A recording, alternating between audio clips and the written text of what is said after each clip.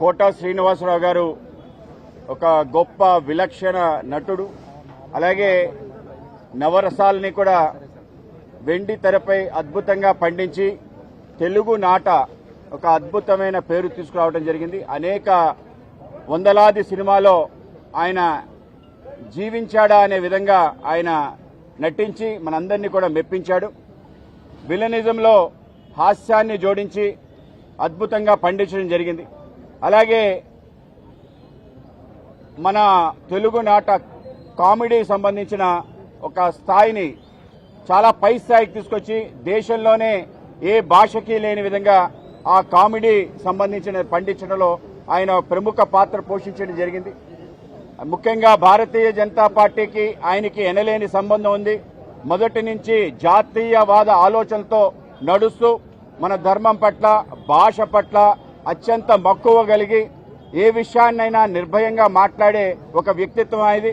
1999లో విజయవాడ సంబంధించిన ఎమ్మెల్యేగా ఉన్నప్పుడు శాసన సభలో బయట కూడా అటువంటి వ్యవహారమే చేయటం జరిగింది. అలాగే తెలుగు భాష సంబంధించిన ఏ విషయం పైన కూడా నిఖార్సుగా మాట్లాడి, ముఖ్యంగా ఎవరైతే జూనియర్ ఆర్టిస్టులు ఉన్నారో మన ప్రాంతానికి తెలుగు వాళ్ళు ఎవరైతే ఉన్నారో వాళ్ళకి ప్రాధాన్యత ఇవ్వాలని చెప్పి పెద్ద పెద్ద నిర్మాతలతో, దర్శకులతో కూడా పోరాటం చేయడం జరిగింది.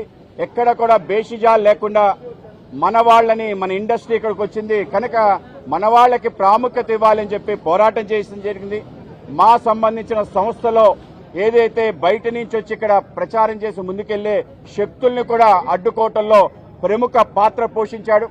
జాతీయవాదానికి ఎక్కడ కూడా రాజీ లేకుండా మాట్లాడటం జరిగింది. మన ధర్మానికి సంబంధించిన దేవీ దేవతలకు సంబంధించిన అంశాలని నీచంగా చూపిస్తే వాటిని కూడా గట్టిగా మాట్లాడటం జరిగింది.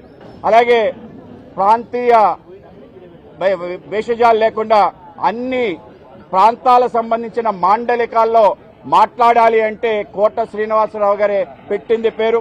ఇటు తెలంగాణ సంబంధించిన అంశం కానీ, అటు ఉత్తరాంధ్ర సంబంధించిన మాండలికం కానీ, రాయలసీమ కానీ, గోదావరి కానీ అత్యంత అద్భుతంగా మాట్లాడగలిగి ఎటువంటి దాన్నైనా రంగరించగలిగే ఒక నైపుణ్యం కోట శ్రీనివాసరావు గారికి సొంతం. అలాగే ఆయనకు అనేక రకాల కష్టాలు జీవితంలో వచ్చినా కూడా ఎక్కడ కూడా ఆయన దానికి లొంగక ఆ విధంగా ముందుకు వెళ్లిన వైనం మొత్తం కేవలం తెలుగు నాటే కాక తమిళనాడులో కూడా ఆయన జెండాని పైకెగరేసి ఆయన నట విశ్వరూపాన్ని ఆ ప్రాంతంలో కూడా చూపించడం జరిగింది. హిందీ సంబంధించిన అంశంలో కూడా ఆ విధంగా చూపించడం జరిగింది. అమితాబ్ బచ్చన్ గారు ఆయన స్వయంగా పొగట్టడం జరిగింది.